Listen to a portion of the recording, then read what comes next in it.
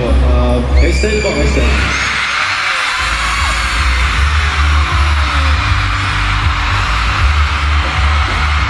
So, ang nabulong ko po ay si Ken. Exchange gift ng SB19 at ng G22. Ano tingin nyo? Okay, so ayan, hawak na nila ang kanilang mga gifts. Si Ken, dalaway na bunot, okay? They are drawing each other's names. Malalaman na po natin in ilang seconds lang kung sino po ang kanilang nabunot. Okay. And last, Josh. Okay, so I'll start dito sa kabila. Let's start kay Ken. Hi, Ken! Magay ka naman? Hello, Basila. Basila. I'm doing fine. How you doing good? Okay, Ken. First of all, explain mo muna kung bakit ito yung napili mong gift. Yung laman po, no? Yung laman. Yes, yes. Siyempre, I want to mahilig po sa music, so I've decided na to give this to someone na mahilig din sa music, and you know, like, music is an escape para sa aming mga music artists, and talagang nagbibigay ng saya sa amin, so I've decided na magbigay ng ganong gift para sa kanya, so... Okay, I think we are ready to find out kung kanino mo inibigay. Sino ba ang nabunot mo, Ken? Okay po, K-style po, K-style.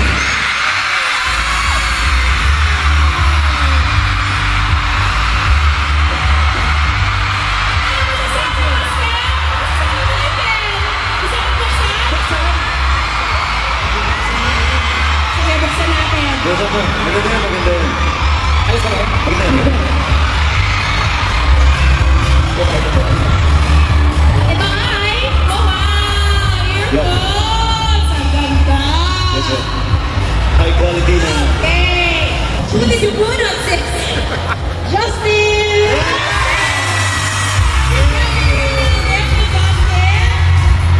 Para sa mga busy bees, sige, alamin na natin kung ano ito. Ang ganda! Thank you, John. Thank you, John. Okay, next step. Go ahead. Dalawa, generous. Sabi nila, di ba, pag Christmas, it's all about giving. So, yung bibigyan ko nito, napakaswerte niya kasi parang nabuhos ko ata yung pagmamahal ko sa gift na niya.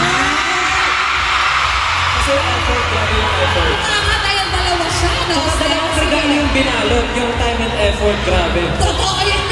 So, yung laman po nito, this is something na talagang kinakagiliwan ko ngayon, which is mag-unbox ng mga to. Alam mo na! Alam niyo na to, ano ba ina-unbox na diba? Mahilig ako mag-unbox. And I think yung nabunot ko, this is something na gusto niya rin matry, mag-unbox ng ganito. So, sana kahit hindi siya excited or hindi siya into this gift, sana na-appreciate niya.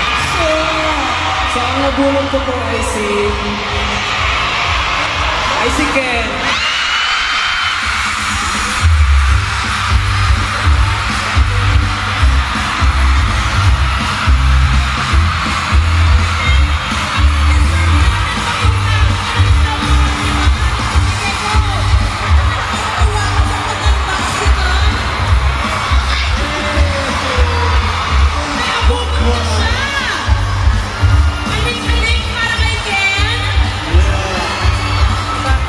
Andito ba yung ano? Anong pangalan ng Kumbo? Wala. Wala? Okay na yun, ikaw naman na yung kubo mismo. Namimili! Namimili! Ayun, meron pa isa. Isa pa! Hindi ko ma-imagine si Ken. Mga maliliit na ano? Marami. Mga maliliit na... Iba-iba. Maliliit na pa. Mga maliliit. That's so good. Thank you, thank you.